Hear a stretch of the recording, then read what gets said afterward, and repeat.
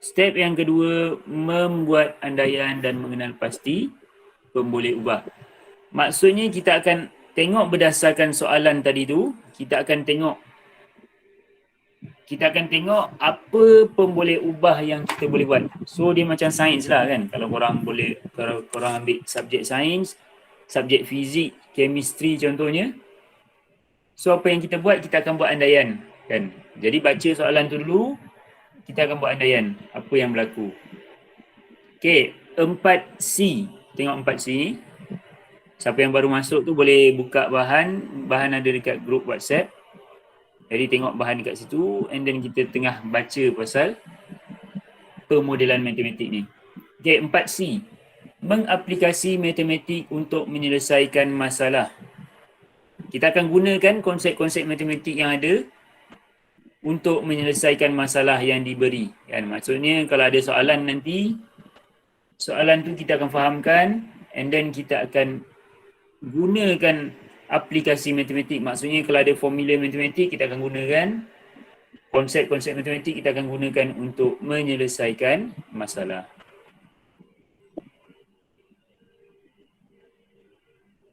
Empat D. Menentusahkan dan mentafsir penyelesaian dalam konteks masalah berkenaan. Boleh nampak ke ni bahan ni? Kalau tak nampak yang cikgu tunjuk dekat skrin ni, korang boleh tengok bahan dekat grup WhatsApp. Ada dekat grup WhatsApp tu. Okay, 4D. Menentusahkan dan mentafsir penyelesaian dalam konteks masalah berkenaan. Okay, maksudnya kita nak tafsir penyelesaian kita. Betul ke tak penyelesaian yang kita buat tu ada kaitan ke tak dengan soalan, ada kaitan tak dengan masalah. 4E. Memurnikan model matematik. Maksudnya kalau ada yang kurang sikit, kita akan top up, kita akan betulkan, kita akan alter apa yang okey, kan? Sampailah model matematik kita dapat menjawab soalan. Dan yang terakhir 4F, melaporkan dapatan. Jadi apa yang kita dapat tu, kita akan laporkan, kita akan record. Okay, yang kelima, dengan mengkaji pola graf jenis fungsi yang mungkin boleh digunakan sebagai model bagi suatu data dapat ditentukan. Jadi kita akan gunakan graf. Kalau ada graf, kita akan gunakan graf untuk selesaikan masalah kita.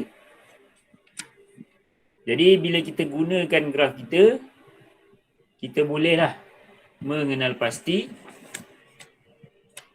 langkah-langkah untuk menjawab yang sepatutnya. Okay. Alright, baik, kita akan tengok bahan ini kan, kita akan tengok soalan. Okay, nombor 1, lengkapkan carta alih di bawah dengan menulis komponen yang terlibat dalam pemodelan matematik. Okay, jadi kita sama-sama akan jawab. Mana yang baru masuk tu boleh buka bahan, tengok dekat bahan. So kita akan jawab sama-sama. Soalan yang ada dalam kertas ni kita akan jawab sama-sama. Lengkapkan carta alih di bawah dengan menulis komponen yang terlibat dalam permodelan matematik. Okay, jadi untuk membuat permodelan matematik,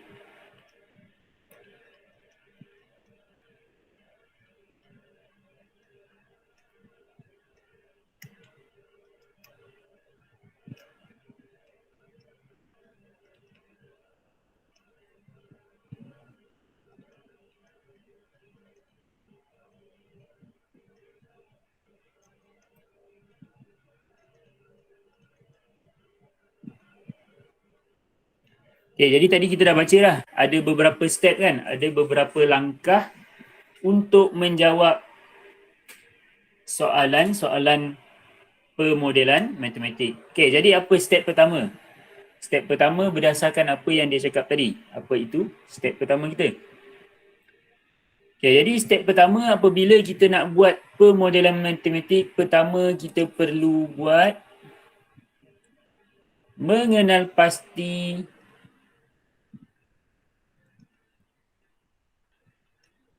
dan mendefinisikan masalah. Okay, jadi ni step pertama kita. Bila kita nak jawab soalan pemodelan matematik, tengok dulu, kenal pasti, definisikan masalah. Okay, step kedua. Okay, kita ambil warna lain lah.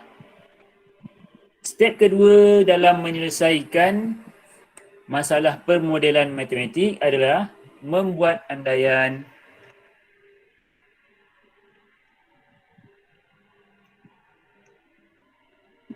dan mengenal pasti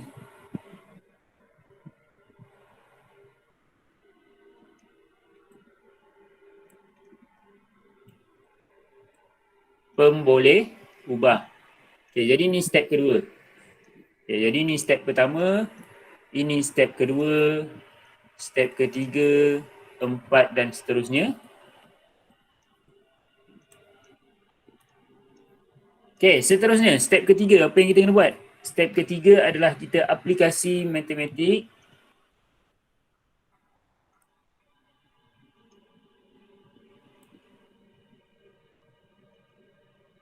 untuk menyelesaikan masalah.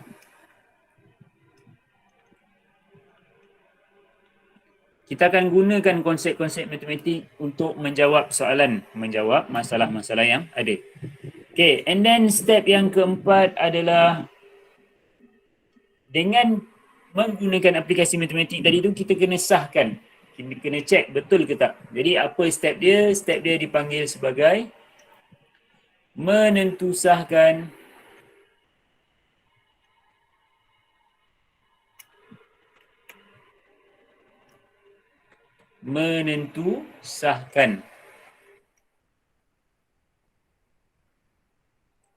Kalau ada yang tak dapat baca tulisan cikgu ni, bagi tahu Dan mentafsir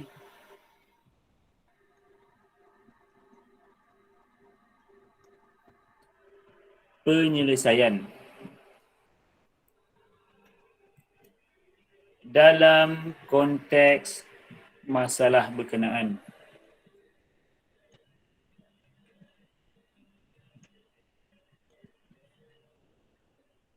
Maksud dia apa? Step keempat ni maksudnya kita nak check betul ke konteks kita ni kan? Maksudnya ada kaitan ke tak dengan soalan yang dia nak? Kalau tak ada kaitan, bermaksud kita dah salah step lah dekat situ. Okay, jadi step yang seterusnya, step yang keenam, step yang kelima, memurnikan model matematik. Bermaksud kita nak repair, refine. Kalau dalam bahasa Inggeris dia refining mathematic model. Jadi kita akan repair mana yang patut, kalau kurang tu kita betulkan. Jadi ini adalah step yang ke-5. Dan step yang terakhir untuk membuat pemodelan matematik. Step yang ke-6, yang terakhir kita melaporkan dapatan. Okay, dia lebih kurang macam buat sains kan. Bila korang ada soalan sains kan, masalah sains, pertama korang akan definisikan masalah, buat andaian, and then kita gunakan aplikasi matematik kalau ada. Kita nak tentu sahkan penyelesaian kita dan akhir sekali kita laporkan dapatan. Jadi ini adalah step-step pemodelan matematik. Okay. Jadi dalam pemodelan matematik ni dia tak berapa rumit sangat selagi kita ikut step by step. Selagi tak lari daripada step, kita boleh jawab. Right. Okay, seterusnya. Tengok dekat bahan korang. Kita try jawab soalan. Okay, kita ada soalan dekat sini. Kalau korang boleh nampak lah, agak kabur sikit kan, tak apa. Cikgu boleh bacakan. Right. Nyatakan dua andaian yang perlu dibuat dan pemboleh ubah yang terlibat bagi setiap soalan yang diberikan. Okay, jadi kita baca contoh. Kalau tak jelas dekat skrin yang cikgu share ni, korang tengok dekat bahan korang. Okay, kita ada contoh ni, Siusian membeli 5 bungkus nasi lemak yang berharga RM12.50 di sebuah gerai makanan. Berapakah harga yang perlu dibayar oleh Siusian jika dia membeli 9 bungkus nasi lemak? Okay. Jadi soalan ni nampak macam simple, tapi untuk dalam kaedah pemodelan matematik, kita perlu buat andaian dan pemboleh ubah. Okay, jadi apa andaian kita? Andaian kita adalah harga bagi sebungkus nasi lemak adalah sama.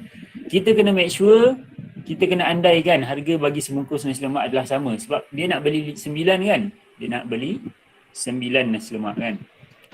Jadi kita kena make sure kan? Harga setiap satu tu adalah sama. Sebab awalnya dia beli 5 kan? Okay. Andaian kedua, jenis lauk dalam setiap bungkus nasi lemak adalah sama. Itu andaian yang kita kena buat. Sebab apa? Kalau contoh nasi lemak dia lain-lain lauk kan? Lain-lain lauk bermaksud harga dia pun dah lain-lain. Jadi itu adalah dari segi andaian.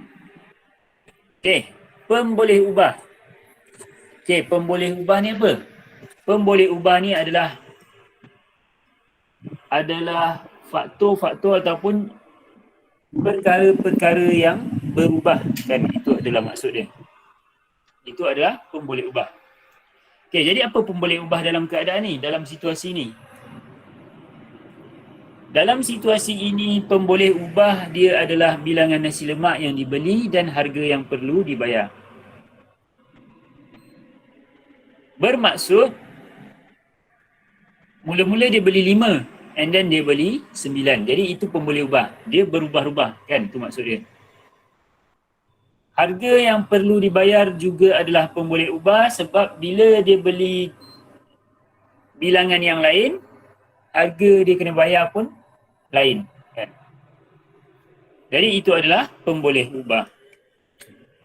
Okay, baik, kita tengok soalan pertama 2A ni, kita tengok. Jangan risau, kita akan bincang sama-sama. Kita ada 2A dekat sini.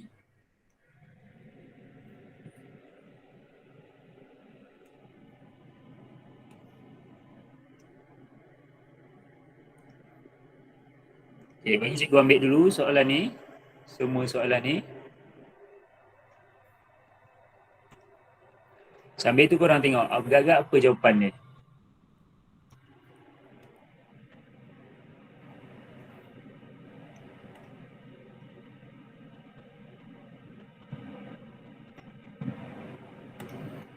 Okay, jadi apa yang kita perlu jawab dalam soalan ni adalah pertama, andaian. Kedua, pemboleh ubah.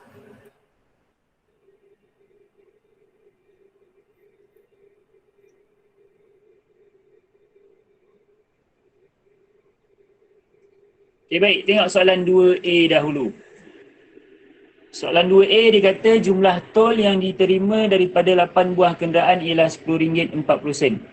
Boleh nampak ke jelas ke skrin yang cikgu share ni? Kalau kurang jelas, korang tengok dekat bahan korang. Jumlah tol yang diterima daripada 8 buah kenderaan ialah RM10.40. Berapakah jumlah tol yang diterima daripada 20 buah kenderaan yang melalui sebatang lebuh raya? Okey. Jadi pertama sekali kita kena buat andaian, betul tak? Kan? Jadi kita kena buat andaian. Apa andaian pertama agak-agak kalau kita nak buat? Jadi keadaan ni dia cerita pasal tol kan? Ada 20 kenderaan yang akan lalu. Kita nak kena kira berapa jumlah dia. Jadi kita kena andaikan, andaian yang pertama apa yang kita buat adalah semua kenderaan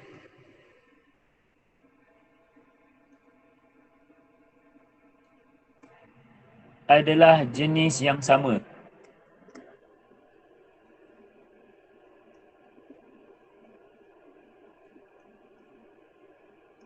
Ini andaian pertama yang kita kena buat. Sebab apa? Kena make sure lah kan. Kalau kenderaan tu jenis yang lain-lain, dia dah jadi susah kan soalan ni. Sebab lori ada tol dia sendiri, kereta ada tol dia sendiri, motor pun ada tol dia sendiri kan. Okay, apa andaian kedua yang kita boleh buat adalah kadar tol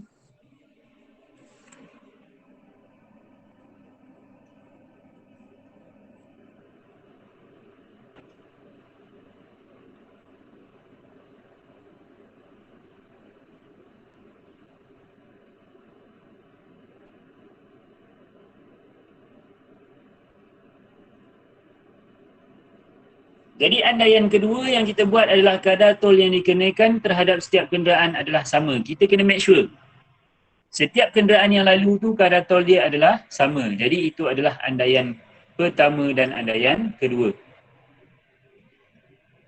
Okay, baik. apa pun boleh ubah yang berkaitan dengan keadaan soalan ni. Okay, jadi pemboleh ubah dalam keadaan ni benda yang berubah-ubah kan. Jadi yang pemboleh ubah di dalam keadaan ni adalah bilangan kenderaan. Sebab apa bilangan kenderaan? Sebab bilangan kenderaan tadi tu berubah-ubah kan. Pada asalnya dia adalah 8 buah kenderaan, lepas tu dia cakap mula-mula 8 buah kenderaan, lepas tu dia kata 20 buah kenderaan. Okay, jadi itu adalah pemboleh ubah yang pertama. Pemboleh ubah kedua, apa agak-agak yang berubah dekat sini? Adalah jumlah tol yang diterima.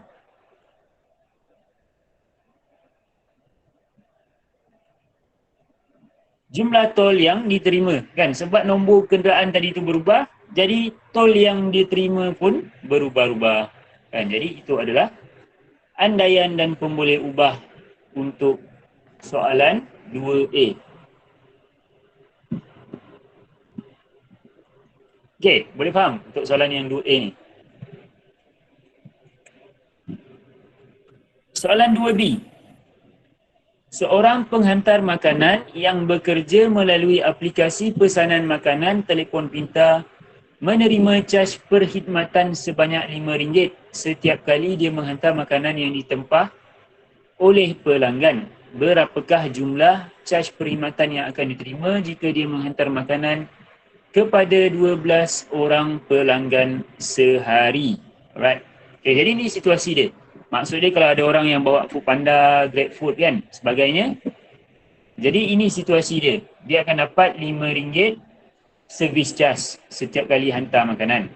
Okay, jadi soalan dia tanya berapakah service charge kalau dia hantar 12 customer sehari. Okay. Jadi apa andaian dalam kes yang pertama ni?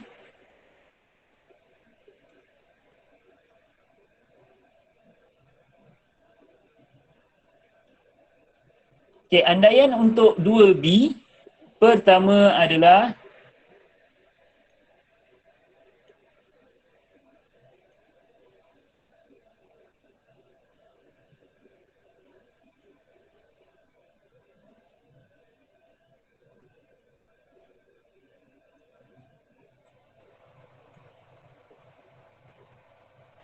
boleh baca ke tulisan cikgu ni? Kalau ada yang tak jelas, bagi tahu. Boleh cikgu. Boleh Diterima, yang ni diterima. Kadar caj perkhidmatan yang diterima daripada, cikgu guna short form tak apa ke? Orang nanti tulis dalam full form jangan guna short form macam cikgu pula. Daripada setiap pelanggan.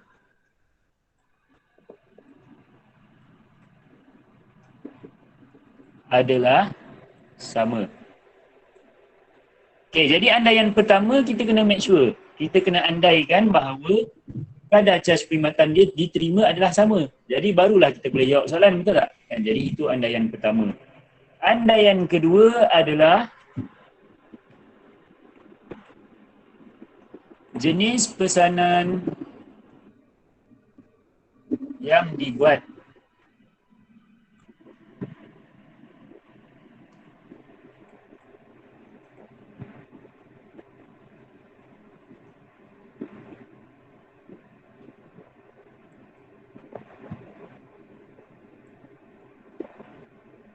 Jenis pesanan yang dibuat oleh setiap pelanggan adalah sama. Kan? Itu andaian kedua kita. Yalah sebab waktu kalau kita order kan, contohnya order makanan ke apa, mestilah berbeza-beza, betul tak? Tapi untuk keadaan ini kan, untuk keadaan soalan matematik ni, kita kena andaikan dia adalah sama. Kenapa? Kalau tak sama, nanti soalan tu susah nak jawab, betul tak? Dia dalam matematik, kita kena andaikan perkara ni sama. Jadi itu andaian kita. Ada dua andaian untuk soalan 2B ni. Alright, pemboleh ubah untuk soalan 2B. Okay, agak-agak apa pemboleh ubah dalam soalan 2B ni? Jadi, Bilangan pelanggan. yes, betul. Pemboleh ubah di sini adalah bilangan pelanggan. Kenapa? Sebab awal-awal tadi tu dia cakap kalau hantar 12 orang berapa kan. Jadi biasanya pemboleh ubah ni kita boleh tengok dekat soalan kan. Okey, apa pun boleh ubah kedua ke tak? Untuk soalan ni. Okey, cuba cek apa yang berubah lagi kat sini. Dekat sini pemboleh ubah kedua adalah jumlah caj perkhidmatan yang diterima. Jadi ini adalah pemboleh ubah yang kedua. Kan sebab apa? Jumlah caj perkhidmatan yang diterima dia berubah-ubah mengikut bilangan pelanggan. Jadi pemboleh ubah ni dia nak senang faham benda yang berubah lah kan. Jadi itu adalah pemboleh ubah yang kedua. Okay, baik. Untuk soalan 2C. Kalau kurang jelas tengok bahan korang. Bilangan kipas yang dihasilkan oleh sebuah kilang meningkat sebanyak 15% pada setiap tahun. Bilangan asal kipas yang dihasilkan ialah 50,000 buah. Oh, yang ni terpotong soalan ni. Okey.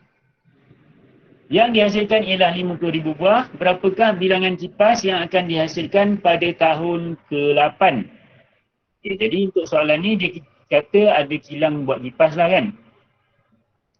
Andaian pertama yang kita perlu buat adalah kadar peningkatan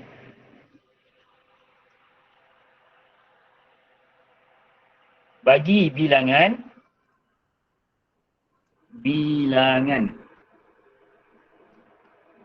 kipas adalah sama.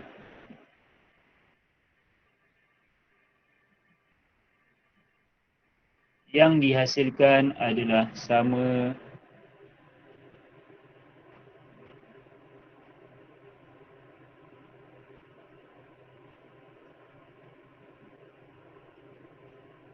Okay, jadi ini andaian pertama kita. Kita kena make sure kadar peningkatan bagi bilangan kipas pada setiap tahun adalah sama. Kena make sure lah. Kalau berubah-ubah, kita tak boleh nak jawab soalan ni.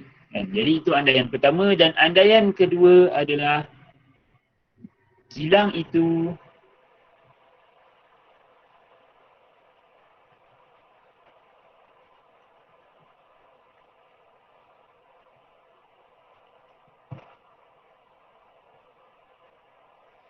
kita kena make sure kilang tu masih beroperasi pada tahun ke-8. Kan? Sebab apa? Soalan dia tanya, berapakah bilangan kipas yang akan dihasilkan pada tahun ke-8? Jadi kena make sure kipas tu masih dihasilkan pada tahun ke-8 tu. Barulah kita boleh jawab soalan kan. Kalau tak dihasilkan, kalau kilang tu tak ada dah, macam mana nak jawab soalan kan? So dia dah mengganggu. So andaian dekat sini korang boleh fahamkan adalah perkara yang mesti ditepati sebelum kita menjawab soalan. Kalau dia tak follow andaian ni, soalan tu dia akan lari. Dia macam tu lah. Soalan macam tu.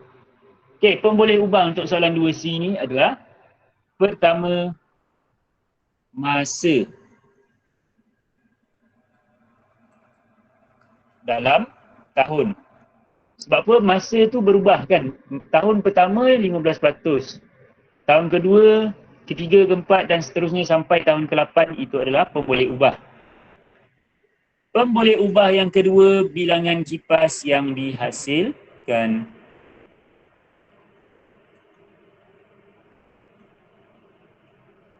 Sebab dia tanya bilangan kipas, bermaksud bilangan kipas ni dia berubah-ubah setiap tahun kan. Dia bertambah dia kata kan. Bilangan kipas tadi tu bertambah. Asal-asalnya 50,000, dia bertambah 15%. Jadi itu adalah pemboleh ubah pertama dan yang kedua. Okay, ada soalan? Boleh untuk soalan 2A, 2B dan 2C ni. Okay, soalan seterusnya kita tengok. Nombor 3, kita tengok kat sini.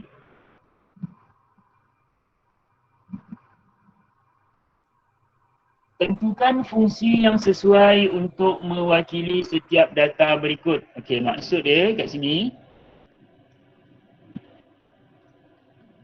kita ada keadaan dekat sini. Contohnya kita ada data dan sebagainya kan. So apa soalan nak adalah tentukan fungsi yang sesuai untuk menjawab soalan ni. So dia macam ni. Okay, tengok yang pertama 3A ni. Kita ada situasi dia adalah gaji permulaan Aina ialah 3,500 sebulan. Pada tahun berikutnya gaji bulanan Aina akan dinaikkan sebanyak RM200.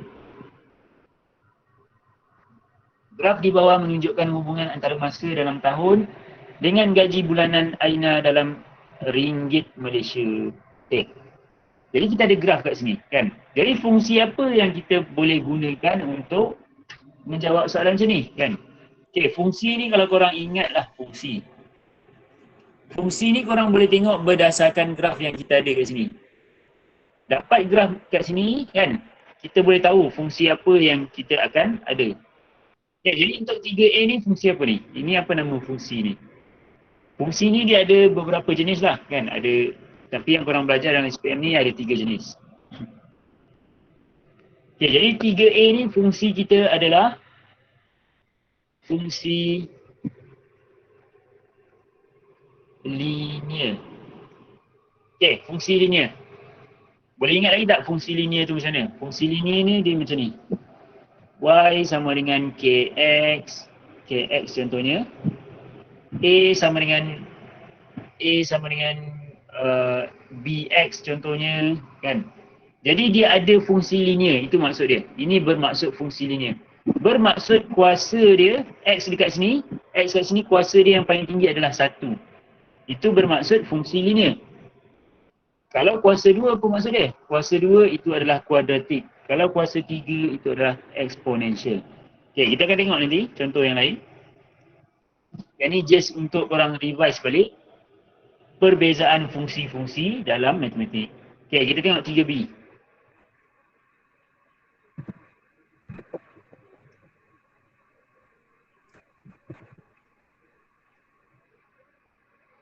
Okay, tengok graf dekat sini. Graf apa kat ini?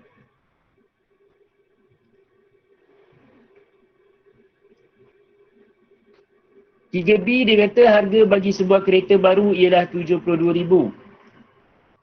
Nilai kereta itu menyusut sebanyak 10% setahun. Graf di bawah menunjukkan nilai kereta itu dalam RM melawan masa dalam setahun.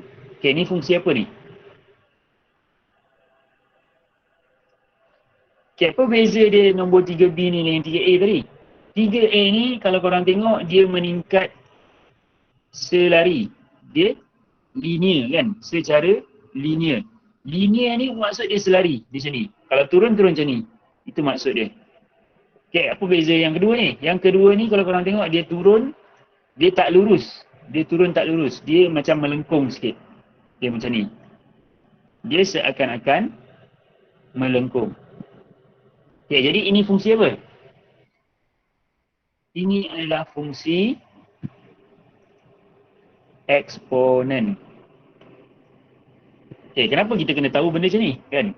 Kita kena tahu benda macam ni sebab kita boleh gunakan formula yang sepatutnya untuk menjawab soalan macam ni. Kan? Tak apa, kita akan tengok nanti soalan yang menggunakan fungsi-fungsi ni. Pertama sekali ni kita nak kenal pasti je dahulu jenis fungsi graf yang ni. Okay, jadi ini adalah fungsi eksponen 3C. Okay, tengok 3C.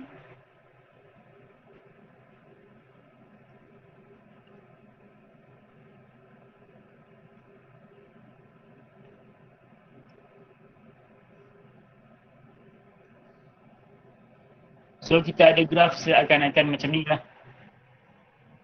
Graf kita adalah melengkung macam ni kan. Graf di bawah menunjukkan hubungan antara masa dalam saat dengan ketinggian dalam meter bagi sebiji bola yang dilambung dari tanah mengufuk.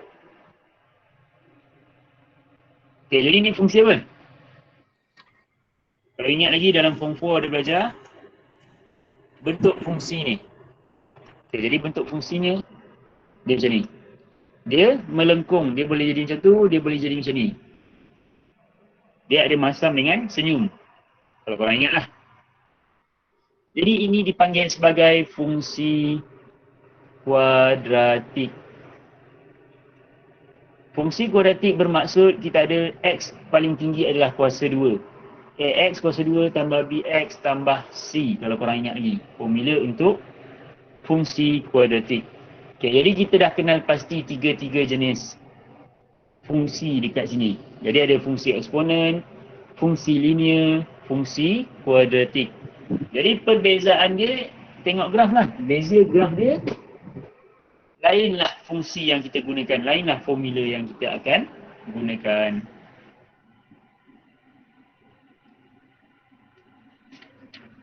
Okay, baik. Kita try tengok soalan yang akan keluar nanti.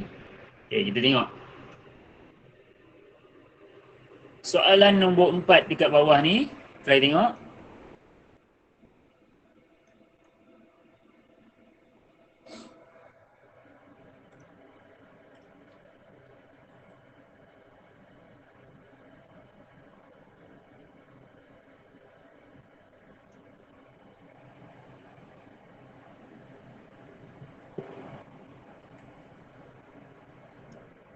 Empat A dekat sini dia kata selesaikan setiap yang berikut.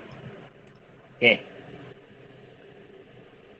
Joshua sedang mengulang kaji pelajaran sebelum mengambil ujian matematik pada minggu hadapan. Dia dapat menjawab 5 soalan objektif dalam masa 10 minit. Berapa bilangan soalan objektif yang dapat dijawab dalam masa 30 minit? Okay, walaupun korang boleh jawab dengan mudah sebenarnya soalan ni, untuk soalan pemodelan matematik pertama sekali kita kena ingat step tadi. Step yang pertama, mengenal pasti dan mendefinisikan masalah.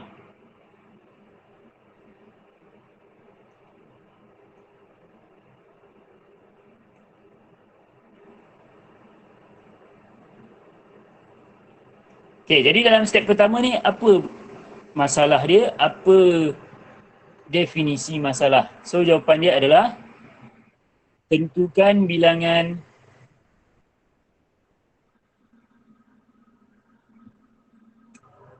soalan objektif yang dapat dijawab dalam masa 30 minit. So, itu soalan nak, kan? Itu adalah definisi masalah. Ataupun soalan nak kita jawab dari segi itulah. Okay, step yang kedua. Apa yang kita tahu? Kita tahu bahawa, diketahui bahawa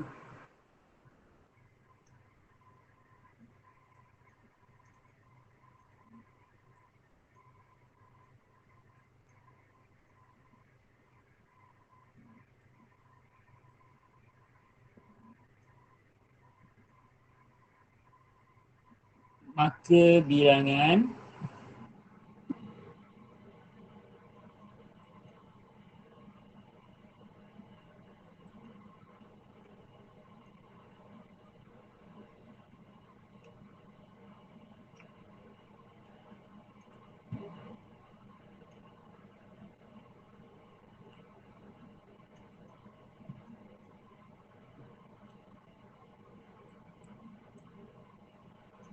diketahui bahawa jika masa yang digunakan bertambah, maka bilangan soalan objektif yang dapat dijawab juga bertambah.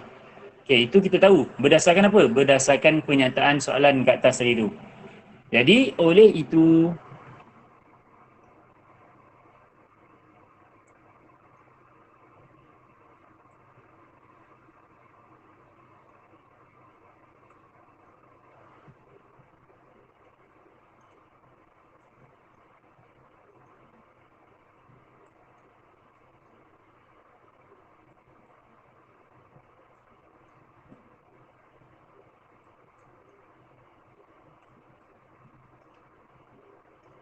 so kita dapat conclude kan, kita boleh simpulkan bahawa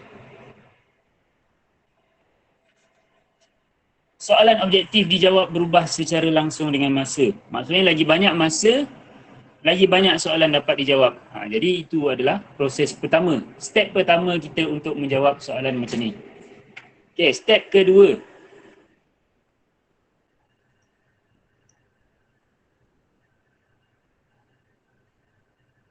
Step kedua, membuat andaian dan mengenal pasti.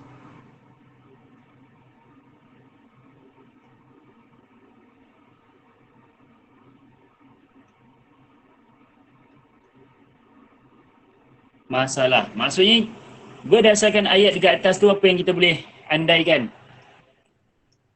Andaian pertama kan, andaikan.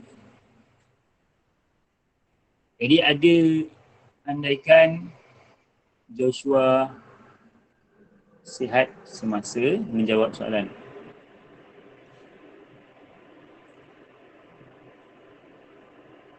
Ini andaian pertama. Andaian kedua kita, katakan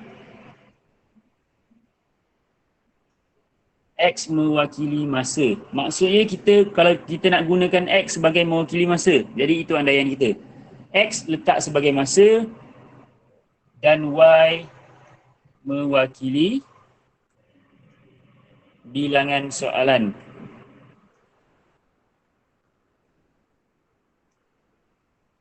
Objektif dapat dijawab. Dan andaian terakhir adalah Y berubah secara langsung.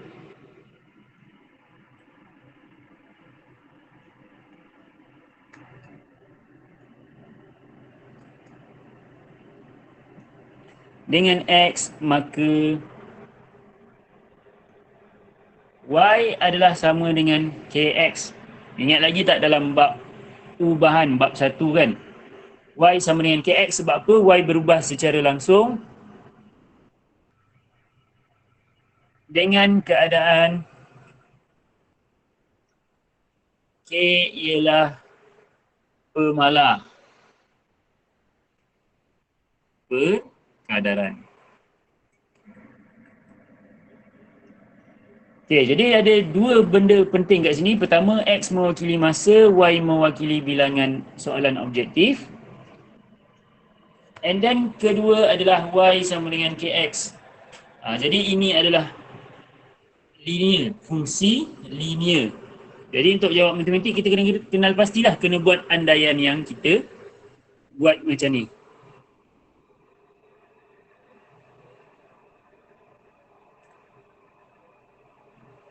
Okay, step yang ketiga.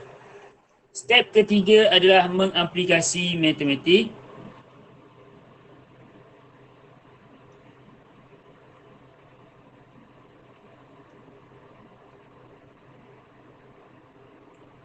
untuk menyelesaikan masalah.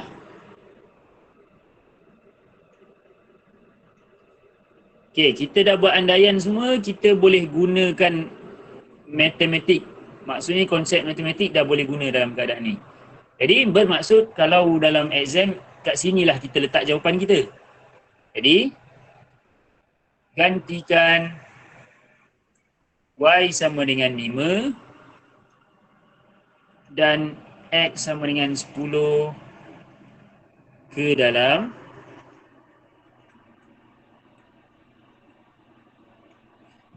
kenapa Y sama dengan 5? Sebab 5 sama dengan minit. X sama dengan 10, 10 jawapan, 10 soalan objektif Joshua dapat jawab tadi, kan? Jadi, kita ada Y sama dengan KX, gantikan 5 sama dengan K darat 10. Jadi K kita boleh dapat dekat sini dengan cara 5 bahagi dengan 10. K sama dengan 0.5.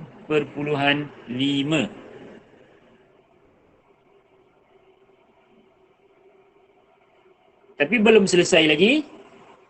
Sambung yang atas tadi tu. Ada yang tak sempat salin ke? Kalau nak salin boleh screenshot je.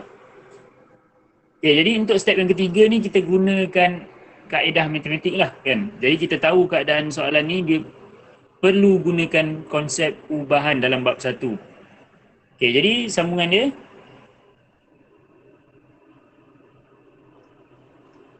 Jadi kita dapat tahu sebab K tadi sama dengan 0.5, jadi Y adalah 0.5x. Maksudnya ganti balik tempat K tadi, letak 0.5 dekat sini.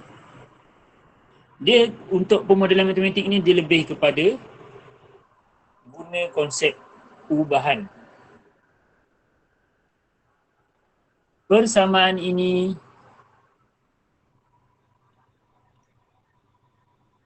menghuraikan hubungan antara bilangan soalan objektif yang dapat dijawab dengan masa.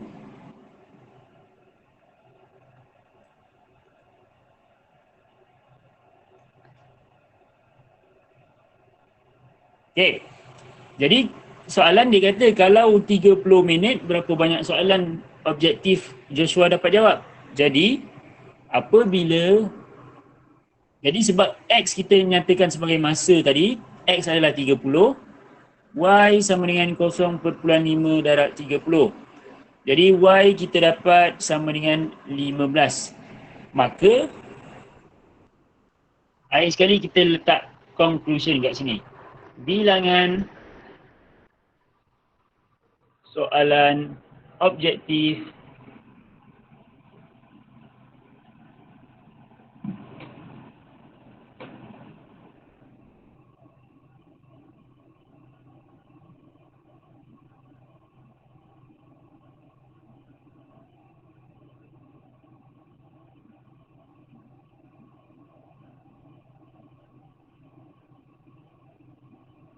So ini jawapan kita untuk yang step yang ketiga.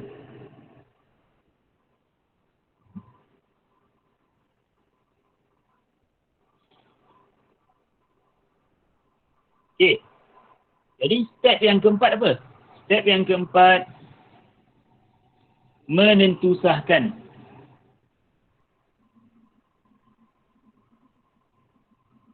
Dan mentafsir penyelesaian.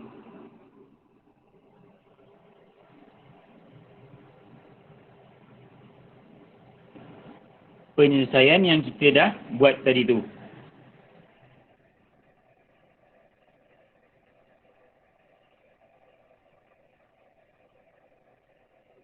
Dalam konteks masalah. Okey. Jadi kita kena menentusahkan.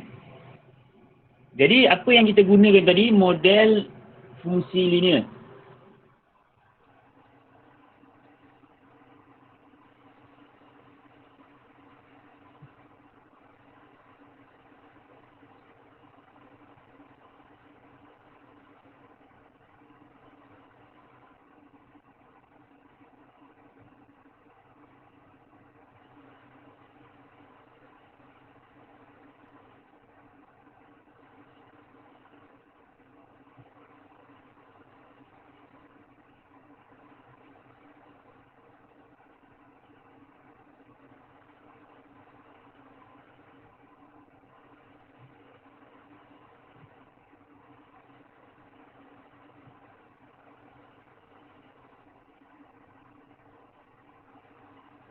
Okey, dia panjang sikit.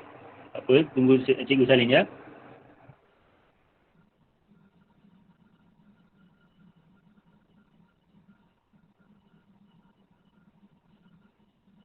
Okey, jadi bermaksud Y sama dengan 0.5X tu mungkin boleh buat, mungkin boleh. Ini kalau kita fikir daripada realiti lah kan. Bermaksud kita nak menentusahkan mentafsir.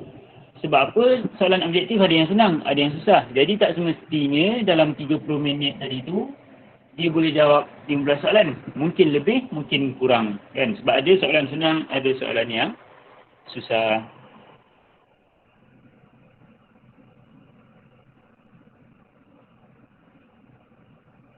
Jadi mungkin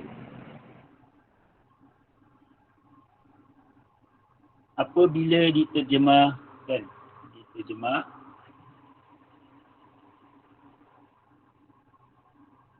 ke dunia sebenar.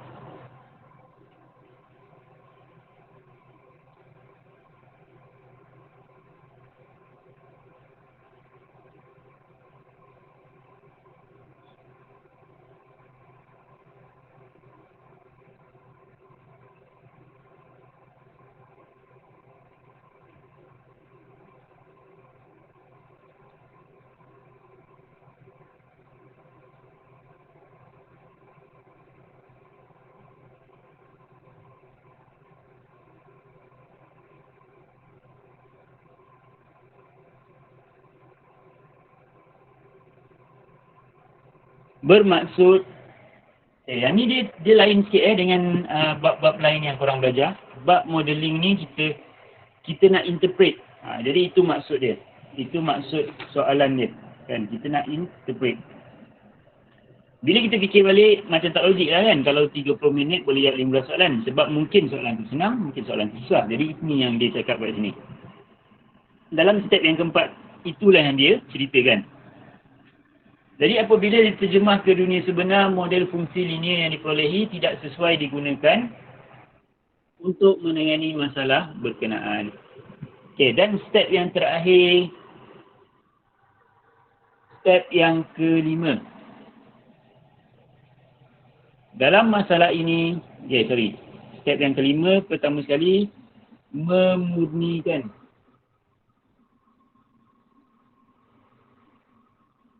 model matematik. Bermaksud kalau perlu dimurnikan lagi, perlu repair apa yang patut, kita repair. Jadi,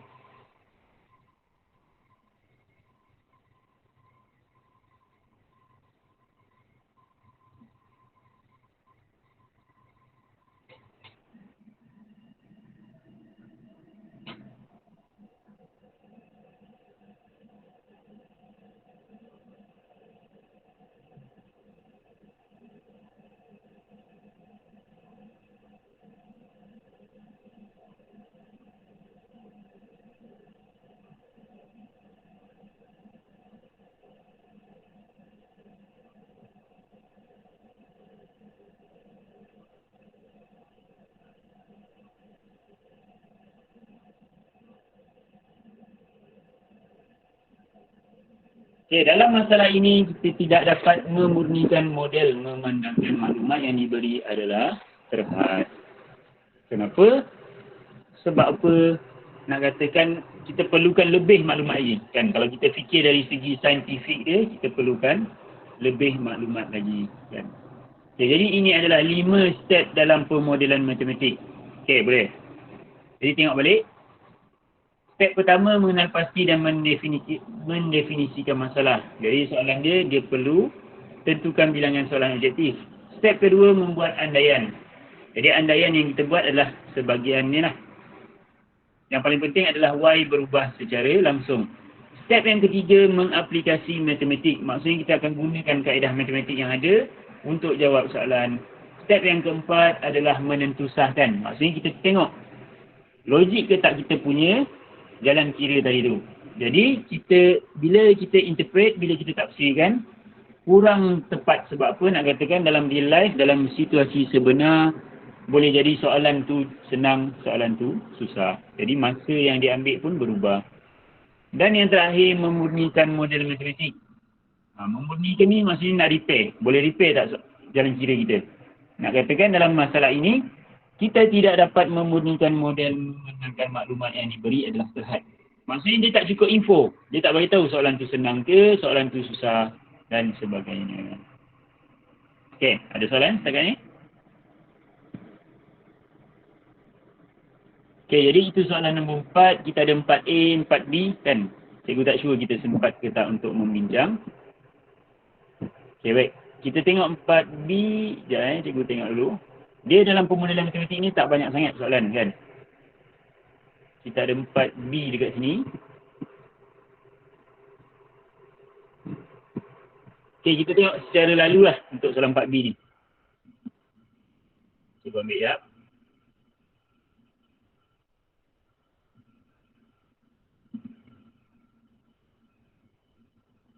Sebab bab 8 ni dia tak banyak sangat. So, mungkin tak next week kita tengoklah. Kita akan sambung ataupun kita akan buat bab lain kan. Sebab cikgu ingat kita boleh buat bab lepas habis bab 8 ni kita try buat tajuk form 4 pula kan. So korang dah belajar bab tingkatan 5 kan. So lepas ni kita try tengok tingkatan 4 punya tajuk. So kita akan revise. Sebab SPM pun dah nak dekat. So kita nak ingat balik bab-bab 4 kan. So kita lepas ni cikgu ingat kita belajar bab 1 balik lah daripada tingkatan 4. 4B. Dia kata kita ada jualan dekat sini kan. Kita ada RMP, kita ada keuntungan, kita ada jualan. Okey, mengenal pasti dan mendefinisikan masalah. Okey, jadi apa masalah dia? Kan? Apa soalan nak? Jadi mendefinisikan masalah kat sini adalah tentukan keuntungan tertinggi.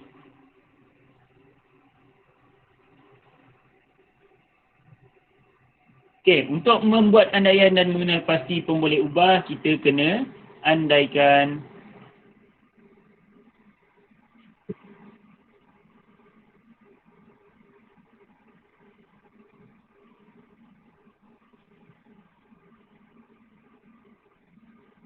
jadi ini andaian pertama yang kita kena buat. Item tersebut adalah sama jenis. Sebab ni jualan ni, dia kata X item.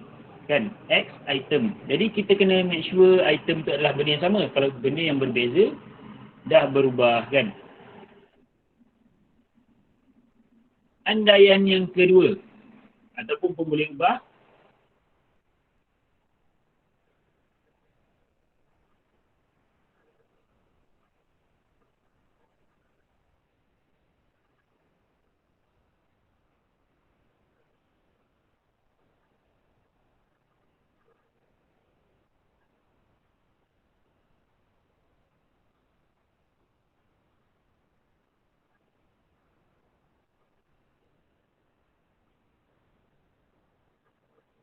Okay, andaian kedua adalah inilah, keuntungan dan jualan. Kan? Jadi kita kena buat pemboleh ubah. Contohlah, ini terpulang dekat korang sebenarnya.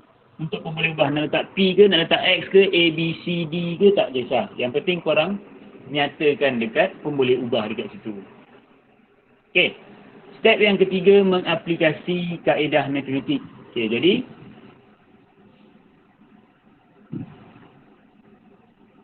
mana, okey, kita ada graf dekat sini.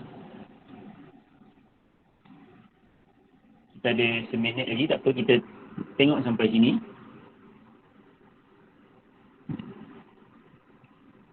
Bila kita nak aplikasikan matematik, bermaksud kita kena plot lah. Kalau dia bagi graf, kita kena plot. Okey, jadi graf yang sepatutnya korang akan dapat adalah graf seakan-akan macam ni.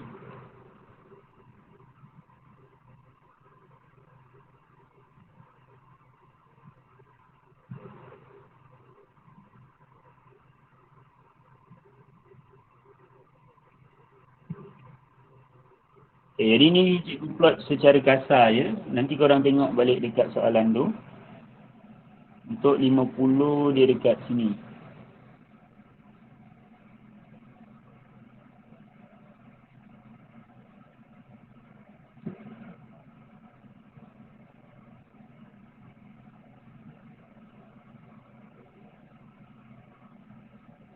Okay, yang ni kita dapat daripada jadual. So, bila aplikasi soalan, kita nak kena plot graf dia seakan-akan macam ni. Okay. Jadi soalan seterusnya, kaedah-kaedah seterusnya kita gunakan je lah daripada graf ni. Right. Sebab waktu pun dah pukul 10 sebenarnya kan. So cikgu stop dahulu dekat soalan sini kan. Kalau ada soalan boleh tanya. Kalau tak ada soalan, kita tamatkan dahulu kelas kita. Kita akan try sambung next week untuk bab ni kan. Okay, jadi itu saja daripada cikgu. Sekian, terima kasih dan Assalamualaikum. Okay. Minggu depan exam week kan. So kita akan jawab exam dulu lah. Kita akan start. Masuk bab apa dalam exam? Akan masuk bab daripada awal lah. Sebab exam kan. Tapi soalan tak banyak pun. Soalan dalam 15 soalan saja untuk exam. Okay. So jangan risau, tak susah sangat kan. Ada, sebab kita 40 minit je. Okay, ada soalan lagi?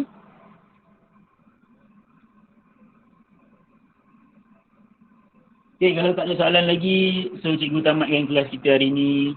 Jadi itu saja daripada cikgu. Sekian, terima kasih dan Assalamualaikum. Thank you, sir. Okay, sama-sama. Terima kasih, sir. Right, sama-sama.